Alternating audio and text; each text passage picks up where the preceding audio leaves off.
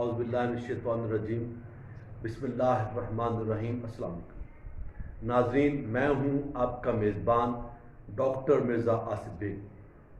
آج کا ہمارا موضوع سیدنا ادریس علیہ السلام کی سیرت مبارکہ ہے۔ سیدنا ادریس علیہ السلام اللہ کے ایک جلیل القدر نبی ہیں۔ حضرت آدم علیہ السلام، حضرت شیس علیہ السلام کے بعد آپ منصب نبوت پر سرفراز ہوئے۔ قرآن مجید فرقان حمید میں 2 بار آپ کا ذکر آیا ہے۔ ایک موقع پر حضرت اسماعیل علیہ السلام، حضرت ادریس علیہ السلام اور حضرت ذوالکفل علیہ السلام کے بارے میں اللہ سبحانہ تعالیٰ نے فرمایا، ہم نے انہیں اپنی رحمت میں داخل فرمایا، بلا شبہ یہ نیک لوگ ہیں۔ سورہ مریم میں فرمایا، ہم نے انہیں اونچی جگہ اٹھا لیا تھا۔ آپ کی جائے پیدائش کے حوالے سے علماء کے ہاں اختلاف پایا جاتا ہے۔ بعض لوگ کہتے ہیں مصر کے موضع منف میں پیدا ہوئے، اور بعض کا خیال ہے کہ آپ بابل میں پیدا ہوئے، وہیں پر جوان ہوئے اور بعد ازاں ہجرت کر کے مصر تشریف لے گئے۔ آپ علیہ السلام پہلے نبی ہیں جنہوں نے باطل کے خلاف جہاد کیا۔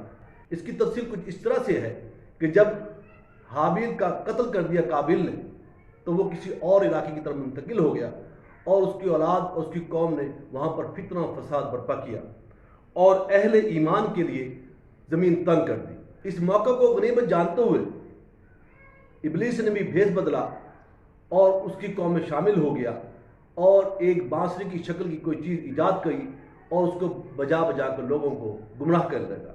ان حالات میں سیدنا ادریس علیہ السلام نے اپنے ماننے والوں کے ساتھ ان کے خلاف جہاد کیا اور فتح یاب ہوئے۔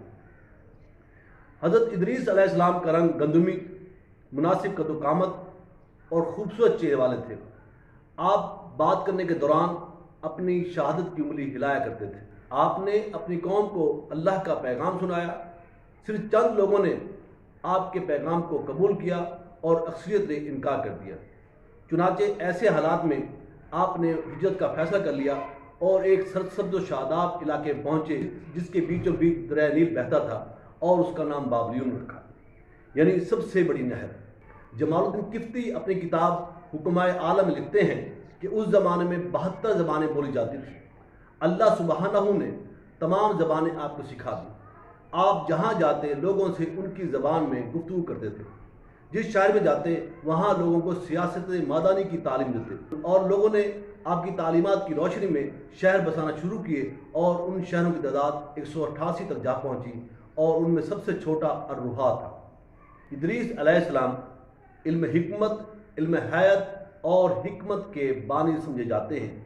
آپ ہی نے لوگوں کو بتایا کہ آسمان کی ساخت کس مادے سے ہوئی، ستارے کہاں سے آ گئے، ماہ و سال کی تعین کس طرح ہوتی ہے۔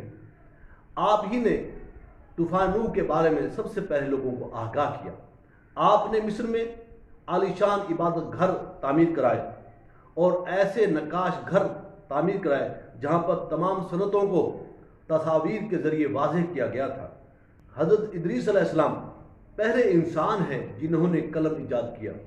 آپ ہی پہلے انسان ہیں جنہوں نے کپڑے سیے اور پہنے۔ واللہ عالم۔ ناظرین، اب میں آپ سے اجازت چاہوں گا۔ اللہ نگہبان۔